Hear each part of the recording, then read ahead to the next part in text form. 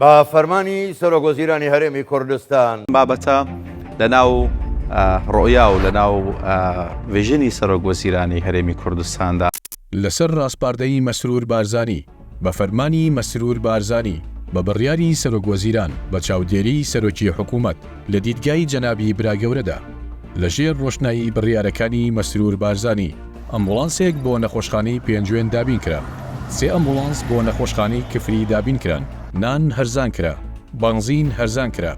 هەر بە بڕیاری مەسرور بارزانی وەزارەتی دارایی ڕاستپێردرا خشتەی دابشکردنی موچە ڕابگەێنێت. وەزیرەکان بەبێ ناوهێنانی سەرۆکی کابینەکە هیچ ناڵێن. بریکاری وەزارەتەکان بەڕێوەبەرە گشتیەکان هەموو ئەوانی لە کەرتی گشتیدا کار دەکەن هەر هەنگاوێک دەنێن هەر بڕیارێک دەدەن لە بری گەڕانەوە بۆ دەقە یاساییەکان ئاماژەکردن بە ڕێنماییەکان تەنیا ناوی سەرۆکی حکوومەت دەهێنن.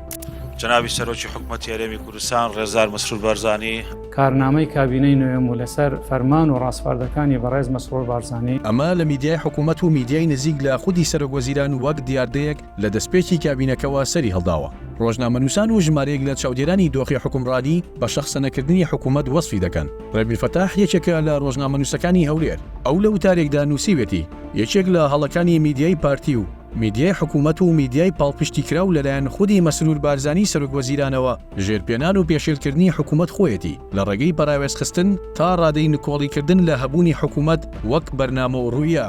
هەروەها دەڵێت لەو میدیادا حکوومەت نەوەک دام و دەستگا ڕەچاو دەکرێت نەوەک کارنامەیەک بەڵکو بەدام و دەستگا و کارنامەوە دەخرێتە خزمەتی کەسێکەوە لە پێگەی سەرۆکوەزیراندا.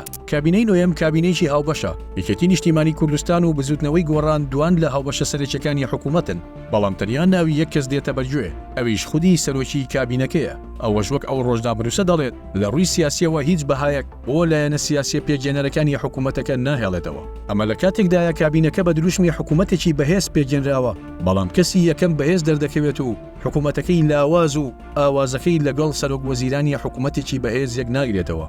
دۆخەکە بە ئاکامێک گەیشتووە لایەنە ئاوبەشەکانی حکوومەت وەک چۆن لە شیرینی دەستکەوتەکان بێبەشکراون لە تاڵی شکستەکانیش خۆیان بە هاوبەش نابینن و ناچنە ژێر باری شکستەکانەوە، چونکە لە سەرەتاوە کابینەکە و وەزیر و پێگێنەرەکانی تەنیا خەریکی جێبەجێکردنی فەرمان ڕاستپاردا بڕیارەکانی سەرۆکوەزیران بوون، نەک دیدگای خۆیان بۆ چارەسەری کێشەکان.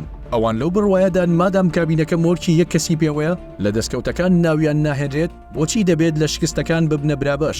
هەر ئەمەش وای کردووە میدیای لایەنە پێگێنەرەکانی حکوومەت جگە لە پارتی بە هەمان ئاوازی میدیای حکوومەت ناخوێنن، زۆرجار بایەخ بە هەواڵ و ڕووماڵی چالەکیەکانی حکوومەتیش نادەن، هەوڵ دەدەن لە بەرچاوی ڕایگشتی خۆیان لە شکستەکانی کابینەکە بێبەری بکەن، تەنانەت کاتێک ڕووماڵی ناڕزاییەکان دەکەن وەک ئەوەی ئەوان لە دەرەوەی حکوومەت بن ڕووماڵ دەکەن. ئەمەش پارتی وەک پێگێنەری سەرەکی حکوومەت و ستافی میدیایی مەسرور بارزانی نیگەران کردووە. ئەوان پێیان وایە ناکرێت لایەنێک بەڕۆژ لە حکوومەت دابێت و شەویش ئۆپۆزیسیۆن بێت، وەک ئاماژەیەک بۆ ڕووماڵی میدیایی ئەو لایەنانە. یەکێکی دیکە لە کاریگەریەکانی بە شەخسەنەکردنی حکوومەت لە کاتی بوونی ڕەخنە و ناڕزاییدا کەس ڕەخنە لە پێگێنەرەکانی حکوومەت ناگرێت. هەندێک پێیان وایە ئەوانیش بێدەسەڵات و ناکاران. مادەم تەنیا سەرۆکوەزیران بڕیار دەدات ڕووی ڕەخنە تەنیا لەوە، چونکە لە داڵ بۆ داڵ هەر خۆیەتی. ئێمە لە چوارچێوەی بەرنامەی کابینەی نوێمی حکوومەتی هەرێمی کوردستاندا